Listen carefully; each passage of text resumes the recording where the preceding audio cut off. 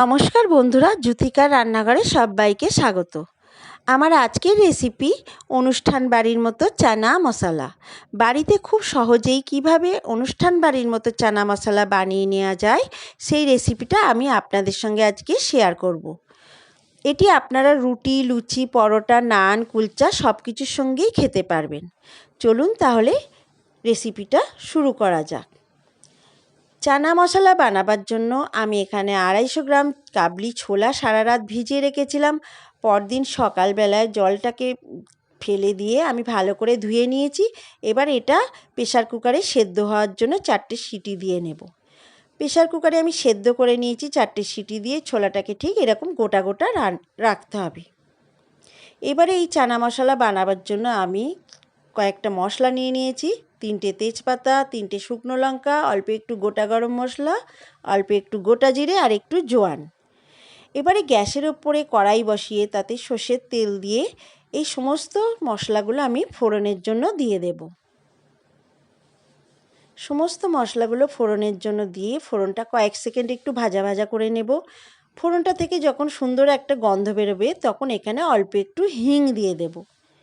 এই হিং দেওয়ার কারণেই কিন্তু এই চানা মশলার টেস্ট অনেক বেড়ে যায়। এবারে আমি এখানে আগে থেকে একটু পেঁয়াজের পেস্ট করে রেখেছিলাম, সেই পেঁয়াজের পেস্টটা দিয়ে দেব। পেঁয়াজ বাটাটা তেলের সঙ্গে একটু ভাজা ভাজা করে নেব। পেঁয়াজ বাটাটা হালকা ভাজা ভাজা হয়ে এলে এখানে 1 চা চামচ আদা বাটা দিয়ে দেব আর 1 চা চামচ রসুন বাটা দিয়ে দেব। দিয়ে মশলাটা একটু কষিয়ে নেব।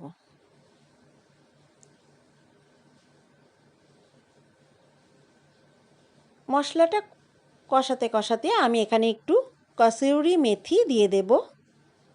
কসুরি মেথিটা দিয়ে আবার একটু মশলাটা কষিয়ে নেব।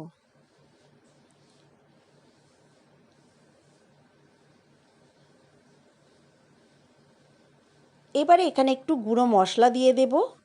1 চা চামচ হলুদ গুঁড়ো, 1 চা চামচ কাশ্মীরি লঙ্কার গুঁড়ো আর 1 চা চামচ জিরে গুঁড়ো দিয়ে সমস্ত মশলাটা আবার একটু কষিয়ে নেব।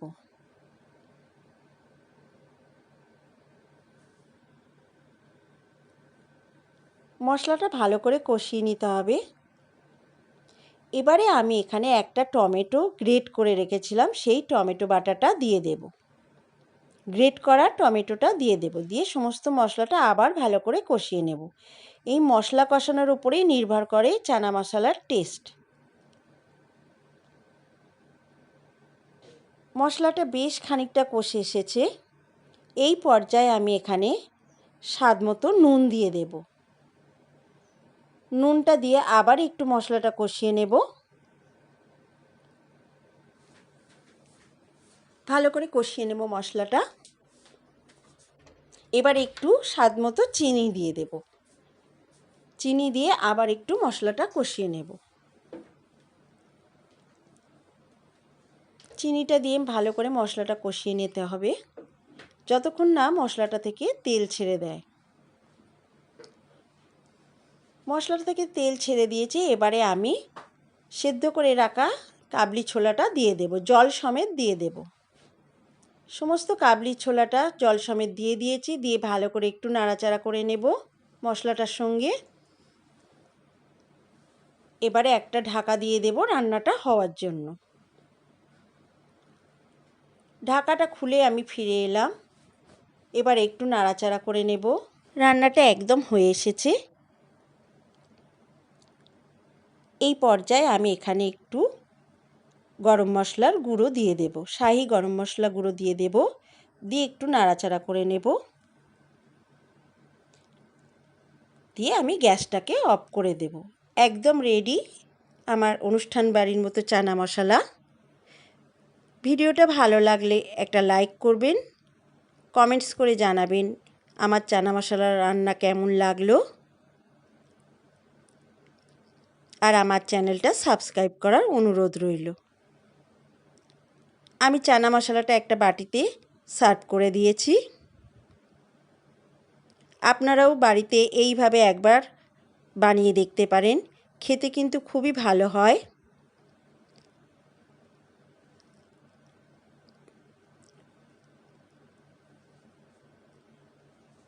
আবার ফিরে আসবো একটা অন্য রেসিপি নিয়ে।